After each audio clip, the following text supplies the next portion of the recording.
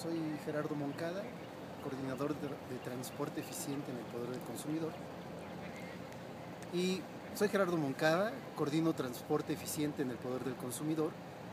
Y bueno, nuestra organización, junto con varias otras organizaciones, promovió un acuerdo de movilidad que se tituló Ciudadanos con Visión. Lo que buscamos es generar líneas estratégicas básicas. Sabemos que es un problema muy complejo y hay muchas actividades a realizar, pero nuestra idea era generar menos de 10 líneas estratégicas que realmente fueran al fondo del problema y que realmente pudieran generar beneficios tangibles en pocos años para la zona metropolitana del Valle de México. En eso hemos trabajado, en eso estuvimos en conversaciones muy amplias con más de 60 expertos e integrantes de otras organizaciones y logramos esto que llamamos acuerdos para la movilidad, en lo que buscamos de manera general, haciendo a un lado pequeñas diferencias entre diferentes organizaciones. Lo que logramos fue un gran consenso de qué necesita esta ciudad para ser amable, accesible, agradable, que reduzca los tiempos de traslado y que nos permita a todos vivir de una manera más cómoda, más segura y más eficiente, sobre todo en nuestras necesidades de movilidad. Ahora, respecto a las diferencias que hay con algunos otros enfoques relacionados con las necesidades de movilidad en la zona metropolitana del Valle de México, son temas que finalmente se pueden resolver nuevamente dialogando entre diferentes organizaciones o expertos que tienen un enfoque específico. Por ejemplo, en el caso de los semáforos, ahí pues no tenemos ninguna discusión, estamos de acuerdo en que es una necesidad muy importante que haya un buen sistema de sincronización de semáforos. Eso no existe en la Ciudad de México ni en los municipios del Estado de México. Tendría que haber un sistema que abarcara toda la zona metropolitana del Valle de México y que hiciera muy eficiente este tipo de sistemas. Ahora, no es solo el semáforo por el semáforo. En muchas ciudades importantes del mundo lo que están haciendo es que esa sincronización de semáforos favorezca los sistemas de transporte público. Es decir, hay, por ejemplo, redes de tranvía que cuando el tren se acerca a un crucero importante, manda una señal y de inmediato se sincronizan los semáforos para que el tren tenga una preferencia en el paso. ¿Eso en qué beneficia? Pues beneficia simplemente en que el tren lleva a cientos de usuarios y cada automóvil en nuestra ciudad tiene cuando mucho a 1.5 usuarios en promedio. Entonces, los vehículos que transportan a una gran cantidad de usuarios deberían tener siempre preferencia sobre los autos particulares. Este tipo de cosas son las que se pueden lograr desarrollando sistemas inteligentes de sincronización de semáforos, que tengan esa prioridad, el usuario en particular. Hay otros temas, como por ejemplo... Las islas. Por ejemplo, las bahías, donde deben detenerse los transportes públicos, incluso bahías para transportes de carga. Esto es muy importante y esto es parte del diseño urbano. El diseño urbano fue un tema que fue abordado también por esta plataforma de Ciudadanos con Visión en la propuesta de acuerdos para la movilidad y llegamos al acuerdo de que efectivamente era necesario tener una visión metropolitana que facilitara las condiciones de movilidad. Este es un tema básico y simplemente se puede resolver muy fácilmente con una visión de qué necesita esta ciudad para tener mejores condiciones de movilidad. Las bahías son un aspecto esencial, pero también tiene que haber, para que funcionen, tiene que haber autoridades que estén vigilando que efectivamente los transportes públicos o los transportes de carga o de servicios las utilicen de manera regular.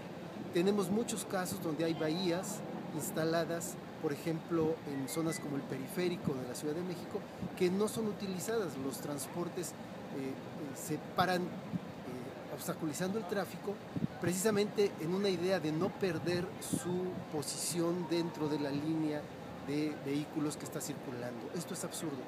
Es con una vigilancia estricta y haciendo que se cumpla este recurso, esta infraestructura que ya fue creada, es como precisamente logramos que los vehículos que dan un servicio a la ciudad faciliten el paso a otros vehículos utilizando estas bahías y entonces todos puedan circular con mayor facilidad y cuando termine de hacer descenso o descenso de pasajeros o de productos, nuevamente se incorpore a la vialidad y todos puedan seguir circulando con fluidez.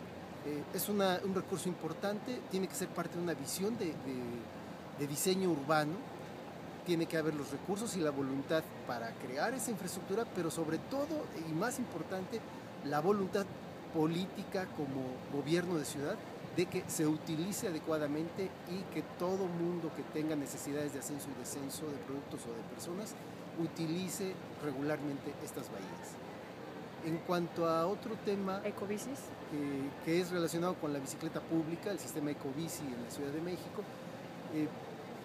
nosotros creemos que sí es un problema que está teniendo, que es la falta de información hacia el usuario de este sistema de transporte. No es solo del Ecobici, es un problema para todos los usuarios de transporte, de cualquier tipo de transporte en esta ciudad. Las personas que no conocen bien la ciudad y que necesitan subirse a un microbús, a una combi, a un autobús o a cualquier otro sistema de transporte, no saben con exactitud hacia dónde los lleva. Esto la gente lo va aprendiendo con la práctica y perdiendo horas de su vida, perdiendo llegando tarde a sus citas o teniendo muchos tropiezos, porque nadie informa cuáles son las rutas, dónde paran los vehículos que forman parte de estas rutas o que atienden estas rutas. No hay información al respecto.